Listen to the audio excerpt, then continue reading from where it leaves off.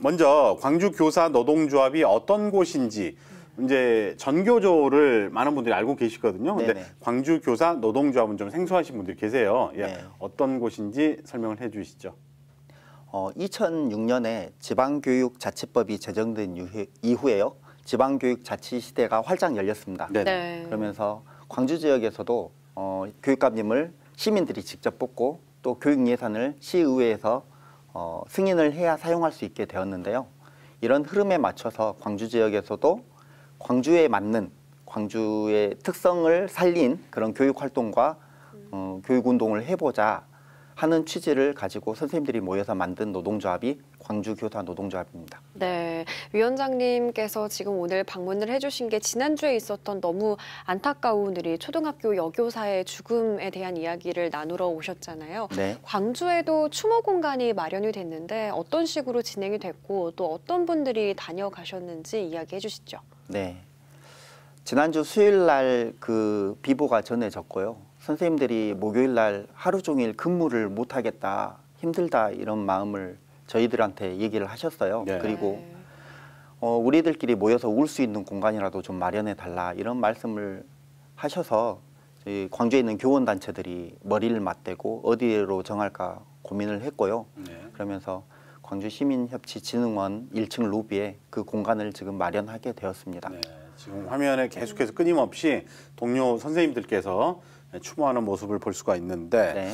같은 교사로서 참 생각이 많으셨을 것 같아요. 네. 그리고 또 이미 막을 수도 있었던 일이다 이렇게 생각하시는 선생님들도 계셨을 것 같고 네네. 예견된 일이다 이런 교사분들도 계셨을 것 같아요. 어떠십니까? 그렇습니다. 네, 뭐 터질 것이 터졌다, 올 것이 왔다 이렇게 표현하시는 선생님들이 많았고요. 네. 나도 저 선생님처럼 될 수 있었다. 다만 저 선생님과 내가 다른 점은 나는 용기가 없었고 저 선생님은 용기가 있었다. 그런 말씀을 하신 게 가장 기억에 남습니다. 네. 선생님들의 마음을 읽을 수 있는 메시지를 좀 보려면요. 추모 공간에 오셔서 선생님들이 쓰신 것들을 좀 보시면 좋겠습니다. 네. 네. 지금 저희가 이제 화면으로 준비를 했는데 네. 우리 모두의 일입니다. 그곳에서는 마음 편히 쉬시고 네. 같은 일이 일어나지 않도록 우리가 더 힘쓰겠습니다. 이제 남겨진 동료 선생님들이 쓰신 그렇습니다. 직접 쓰신 글입니다. 저희가 차례차례 몇 개 소개를 해드리겠습니다. 네, 꿈을 펼쳐보지도 못하고 떠난 꽃 같은 후배 선생님 잊지 않겠습니다. 많이 미안합니다. 죽음이 헛되지 않게 행동하겠습니다. 라는 또 글을 남겨주셨네요. 네. 다음 글은 우리 선생님께서 읽어주시죠. 너를 보내면서 나에게 하는 약속. 비겁하지 않기, 부당함에 참고만 있지 않기, 주위 둘러보며 동료들 잘 지내나 안부 묻기, 우는 것보다 물기를 택하기 이런 내용입니다. 네, 뭐 얼마나 억울했으면 당하는 것보다 이렇게 대응을 하겠다 이런 뜻이지 않겠습니까? 네. 죽음의 학교 스탑, 교육은 죽고 민원만 남았다 이런 메모들 네. 나와 있고요. 네, 마지막 순간까지 얼마나 힘드셨을까요? 더 많이 아파하지 못해 미안합니다. 라는 글을 또 남겨주셨네요. 네. 네, 이런 추모 글들을 보니까 더 마음이 너무 아픈 것 같아요. 정말 네. 일어나선 안 될 일이 일어난 것 같은데 선생님들과 관련해서 이렇게 본격적인 이야기를 나누기 전에 하나 짚고 넘어가 보고 싶은 게요. 네. 교권이라는 단어를 선생님들 사이에서는 잘 쓰지 않는다고요. 네. 사실 교권이 약간 권위적인 느낌이 있거든요. 옛날 말이기도 하고요. 그래서 요새 선생님들은 교권보다는 교육권, 그다음에 교사의 인권, 교사의 네. 노동권 이렇게 표현하기를 원하십니다. 그리고 네. 실제로 저희들도 그렇게 사용을 하려고 노력하고 있습니다. 네네. 교사의 인권이 제가 봤을 때는 가장 무난한 네. 그리고 또 올바른 단어 선택이 아닌가 싶은데 이게 또 잘 정착이 됐으면 하는 생각이 듭니다. 네. 자, 이 광주 교사 노조를 통해서도 주변에서 이제 상담을 진행하신 네네. 동료 선생님들도 계셨을 거예요. 그러니까 한마디로 호소한 거죠. 그렇습니다. 보통은. 네. 어떤 사례가 있습니까? 다행히 아직까지는 극단적인 선택을 하신 선생님은 안 계셔요. 그런데 네. 비슷한 사례들은 엄청 많습니다. 네. 함께 근무했던 선생님들 중에서 몇 년 전에 또 안타깝게 돌아가신 분들도 사실 네네. 있거든요. 그분은 3년 동안 학부모 민원에 시달리다가 우울증을 겪고 자택에서 이렇게 돌아가셨는데 네. 자택에서 돌아가시게 되면 사실상 그 공무상 제 그런 인정을 받을 수가 없어요. 네네네. 그래서 개인의 사로 개인사로 이렇게 치부되고 넘어가기가 쉽습니다. 네. 교육 현장에서 벗어난 곳이기 때문에. 그렇습니다. 네. 그래서 우울증이라는 것도 또 인과관계가 명확하지 않기 때문에 네. 그런 경우가 수도 없이 많을 거라고 저희는 생각을 하고요. 그다음에 생활지도의 어려움으로 약을 드시는 선생님들은 뭐 엄청 많습니다. 학교에 네. 한두 명 정도는 있을 거라고 저희들은 짐작하고 있습니다. 네. 저희가 또 깜짝 놀랄 만한 사례 같은 거 있으면 소개를 해 주시죠. 네. 뭐 학생들이 서로 학교 폭력을 일으켜가지고 네. 그 학교 폭력 자치위원회가 열렸어요. 근데 네. 학부모님들이 그 탓을 교사 탓으로 돌리고 아, 선생님이 제대로 지도하지 못해서 학교 폭력이 일어났다 이렇게 말씀하신 분들도 있고요. 네. 이를 닦아달라, 뭐 세수를 시켜달라, 아침밥을 먹여달라 이런 그 요구를 하시는 학부모님들이 실제로 있습니다. 네. 네. 그다음에 선생님들이 결혼하는 것도 학기 중에는 하지 마라.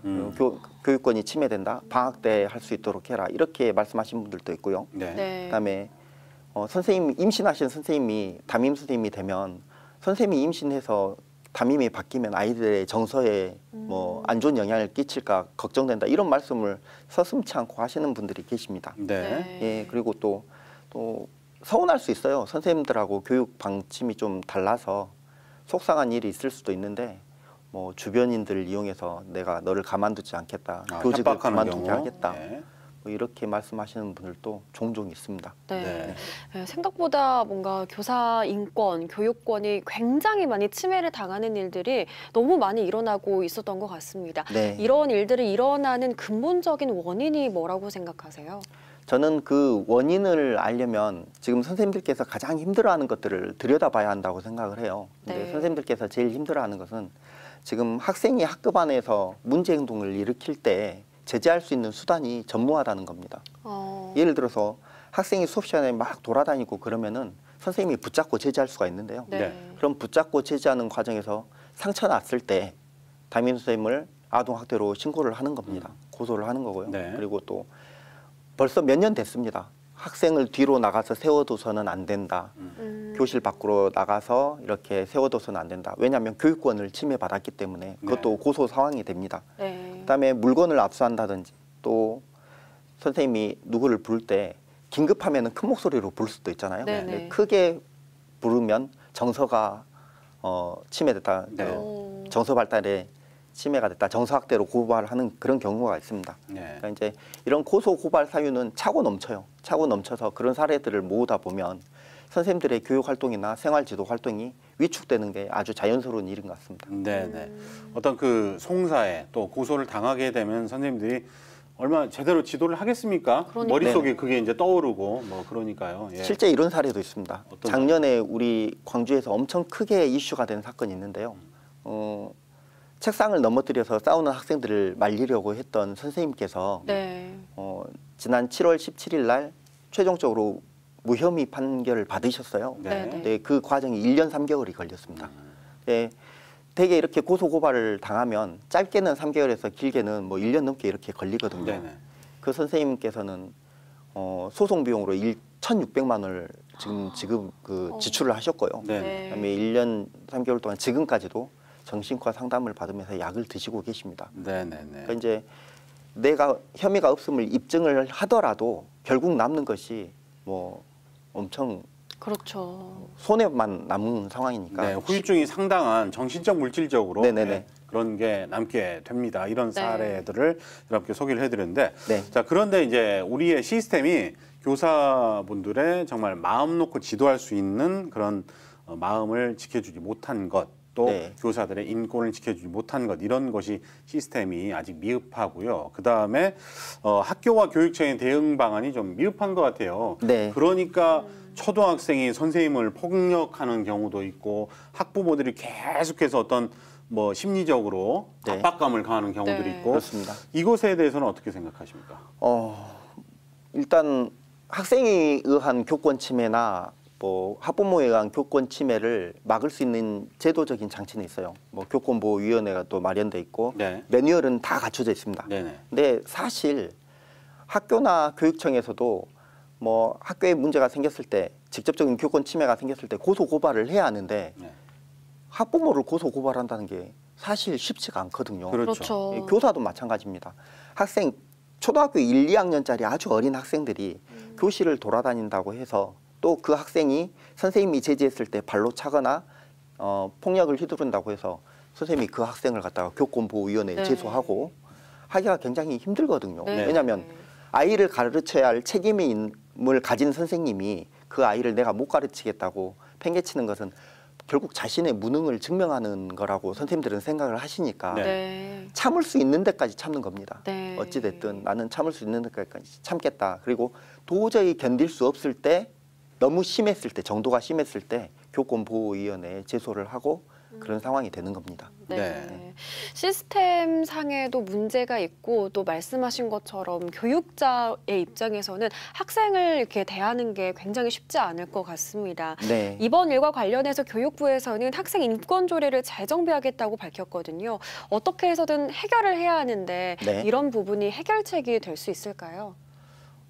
사실 학생 인권 조례는 17개 시도교육청에서 단 6개 시도교육청만 가지고 있는 조례예요. 그러면은 그 6개 시도교육청이 학생 인권 조례 때문에 교권 침해가 심하게 일어났다는 어떤 데이터가 있어야 하는데 네. 어제와 오늘 계속 뉴스가 나오고 있거든요. 비교한 자료들이 나오고 있는데 오히려 학생 인권 조례가 없는 시도교육청에서 더 많은 사례가 나타난다든지 거의 비슷한 사례가 나오고 있습니다. 결국은 학생 인권 조례가 교권 침해를 유발했다라는 것은 전혀 근거 없는 낭설이다. 네. 저는 그렇게 판단을 하고 예. 오히려 학생 인권은 더 존중을 받아야 한다. 그리고 학생 인권이 존중받은 만큼 교사의 교육권과 교사의 인권도 같이 존중을 받아야 한다. 그렇게 우리가 얘기를 해야 한다고 생각합니다. 네, 저는 이것도 하나 좀 학부모님들이 아셨으면 좋겠는데 내 자식은 특별해야 된다. 네. 어떤 이기주의도 상당히 작용을 하는 것 같아요. 예, 그런 네, 것들도 그렇습니다. 좀 네. 공평하게 내 자식도 어떤 학교라는 집단 안에서 하나의 교육받는 학생이다. 이 생각을 좀 기본으로 가지셨으면 좋겠는데 네. 정말 모든 부분에서 교사들의 인권이 보호받을 수 있는 직접적인 해결책이 나왔으면 좋겠어요. 네, 맞습니다. 위원장님이 생각하시기에 이걸 빨리 재정비를 해야 된다. 가장 시급하고 중요하게 개선이 되어야 할 부분은 어떤 부분일까요? 사실 교원 단체에서는 이런 일들을 이미 예상을 많이 했었습니다. 네. 네. 수년 전부터 아동복지법이라든가 아동학대법, 학교폭력법들을 개정을 해라. 그런 것들이 근거가 돼서 교사들이 고소고발을 당한다. 그래서 학교 현장이 힘들어진다라고 수없이 얘기를 했는데도 사실 그 관심이 없었어요. 정치권에서도 관심이 없고 교육계에서도 관심이 없었는데 이번에 선생님께서 이렇게 안타까운 사고를 당하고 나니까 네. 좀 관심을 갖고 좀 해보려고 하는 것들이 너무 안타깝게 느껴집니다. 네. 저는. 네. 일이 벌어지기 전에 이게 이제 먼저 선제적 대응이 됐으면 얼마나 좋았겠습니까? 항상 맞아요.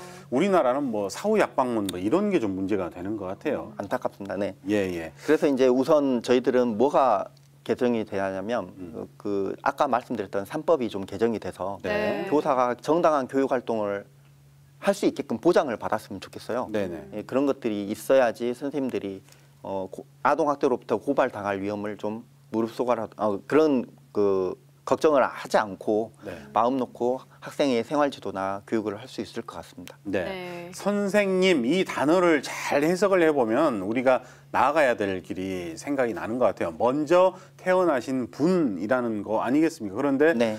호칭은 선생님인데 대우는 그렇지를 못해요. 예, 네. 그런 게 상당히 안타까운데, 자, 이 위원장님이 바라는 학교의 모습은 어떤 모습이신가요? 뭐 학교 구성원이 뭐 교사도 있고 학생도 있고 학부모도 있고 교직원도 있습니다. 그 모든 구성원들이 서로 좀 존중받는 공간이 되었으면 좋겠어요. 적어도 학교만큼은 그래야 하지 않겠습니까? 네. 그리고 또 학교는 차별과 혐오가 지금 바깥에서는 많지만 그 학교 안에서는 그런 게 없었으면 좋겠고요. 네. 그리고 배움이 그 바탕에서 좀 잘 일어나서 학생들이 바르게 성장할 수 있는 그런 공간이 되었으면 좋겠습니다. 네. 민원 창구를 일원화해서 좀 네. 선생님들께 직접적인 연락이 가지 않게 하는 방법도 하나의 방법이 될 수 있지 않을까요? 실은 그런 주장들을 많이 하고 계십니다. 지금 네. 최근에 교원단체들이나 그 일부 선생님들께서 그 감정적인 민원을 대응을 하기가 굉장히 어렵기 때문에 네. 차라리 민원 창구를 다른 공공기관들처럼 일원화해서 약속 잡고 학교에 와서 상담을 받을 수 있게 해주는 게 어떠냐 이런 의견을 내주고 계시고요. 네. 그것도 저는 상당 부분 공감을 하면서 또 이제 학부모의 정당한 교사와의 어떤 소통에 문제가 조금 생길 수 있을 수도 있겠다 이런 고민도 좀 하고 있거든요. 그러니까 그런 부분들을 잘 조율을 해서 우리가 그 현명하게 대책을 세웠으면 좋겠습니다. 네. 네네. 자, 끝으로 이 본방을 사수하고 있는 사수님들께 이제 교육을 이끌어 가신 분으로서 한 말씀 부탁드리겠습니다. 네. 어렵게 교직에 들어온 선생님들께서 보람과 긍지를 느끼고 최선을 다해서 근무를 하실 수 있게끔 조금 생각이 다르더라도요. 좀 선생님들을 많이 지지해 주시고 신뢰해 주시고 응원해 주시면 좋겠습니다. 그리고 정치권, 교육계 이런 쪽에서는요. 학교에 관련된 또 학생에 관련된 정책을 세울 때는 제발 그 교사들 현장의 의견을 반드시 좀 경청을 해서 반영을 해주시길 간곡히 부탁드리겠습니다. 네. 학생들의 인권이 높아진 만큼 교사들의 인권도 높아져야 되고 보호받아야 된다는 그런 생각이 드는 인터뷰였습니다. 자, 지금까지 광주교사노동조합 윤정현 위원장님 모시고 여러 가지 이야기를 나눠봤습니다. 오늘 나오셔서 고맙습니다. 고맙습니다. 네, 고맙습니다. 네.